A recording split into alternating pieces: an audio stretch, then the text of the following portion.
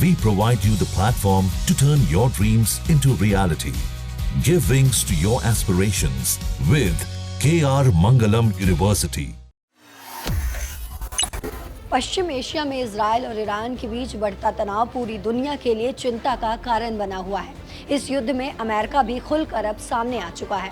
America के राष्ट्रपति Donald Trump ने अपने सोशल मीडिया एक्स हैंडल पर पोस्ट कर तेहरान को खाली करने को कह दिया है। इससे तनाव बढ़ने की आशंका और भी बढ़ गई। लेकिन इस बीच जानकारी भारत के लिए है। आपको बता दें, इस तनाव ने न केवल क्षेत्रीय स्थिरता को खतरे में डाला है, बल्कि ईरान की राजधानी तेहरान में पढ़ रहे करीब 140 भारतीय छात्रों को भी जोखिम में डाल दिया है। भारतीय दूतावास ने एक ताज़ा एडवाइजरी भी जारी की है। भारतीय नागरिकों से तेहरान छोड़कर सुरक्षित स्थानों पर जाने की अपील की गई है। समझते हैं इस मामले को विस्तार से।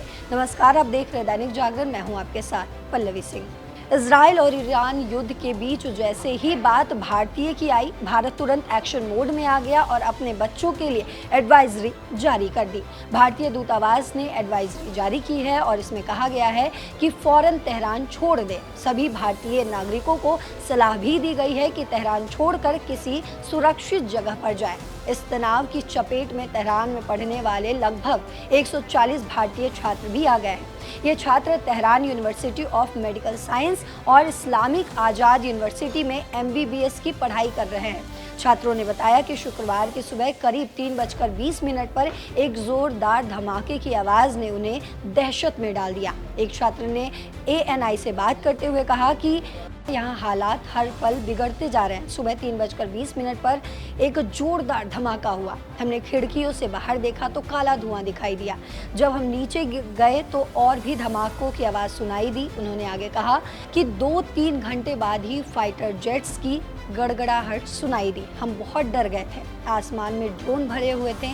शुक्रवार की शाम से अगली सुबह तक लगातार आवाज़ें आती रही। हॉस्टल में पूरी तरीके से ब्लैकआउट था और हम डर के मारे हॉस्टल के नीचे बैठे रहे। भारत की ताकत पर हमें भरोसा है। आगे भारतीय छात्र ने बताया कि तेहरान की यूनिवर्सिटी ऑफ मेडिकल साइंसेज के अधिकारियों ने उनका हौसला भी बढ़ाया। एक छात्र ने कहा है कि हमारी यूनिवर्सिटी बहुत मददगार रही। जैसे ही धमाके हुए, हमारे वाइस डीन हमसे मिलने आए और हमें तसल्ली दी। शाम तक हमारे डीन भी आ गए और भरोसा दिलाया कि कुछ नहीं होगा। लेकिन वो रात बहुत खतरनाक थी। अब हमारे दिल में हिम्मत नहीं है कि एक और रात यहाँ गुजारा जाए। आपको बता दें, छात्रों ने भारत सरकार से जल्द निकासी की अपील भी की है। एक छात्र ने कहा, हमें भारत की ताकत पर भरोसा है। हम चाहते हैं कि हमें जल्द से जल्द यहाँ से निकाला जाए। आपको बताते चले कि इससे पहले कनाडा में चल रहे G7 सम्मेलन में अमेरिकी राष्ट्रपति डोनाल्ड ट्रंप ने सबको चौंका दिया।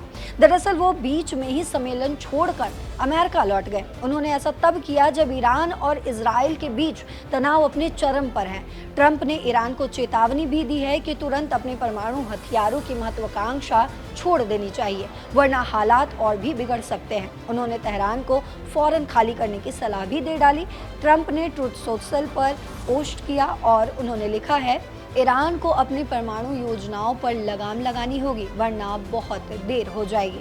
उन्होंने ये भी जिक्र किया कि ईरानी नेता बातचीत करना चाहते हैं, मगर पिछले 60 दिनों में कोई समझौता नहीं हो सका, जिसके बाद इजराइल ने 4 दिन पहले ईरान पर हवाई हमले शुरू किए। इजराइल ने ईरान के कई परमाणु ठिकानों को निशाना भी बनाया है, मगर ईरान का फोर्डो यूरेनियम संवर्धन केंद्र अभी भी बचा हुआ है। ये केंद्र जमीन के बहुत नीचे बना है, जिसे तबाह करने के लिए इजराइल को अमेरिका की 30,000 पाउंड की GBU-57 मैसिव ऑर्डिनेंस पेनिट्रेटर बम की ज़रूरत पड़ सकती है। ये बम B-2 स्टील्थ बॉम्बर से दागा जाता है। आपको बता दें, जो इजराइल के पास फिलहाल नहीं है। अब इस घमासान में इजराइल, ईरान, अमेरिका और अब भारत क्या एक्शन लेगा, ये तो आने वाले वक्त में ही पता चलेगा। लेकिन इस पर आपकी क्या राय है, कमेंट बॉक्स में ज़रूर बताते जाइएगा। फिलहाल मेरे साथ इतना ही। देश और दुनिया की बाकी खबरों के लिए देखते रहिए दैनिक जागरण। नमस्कार।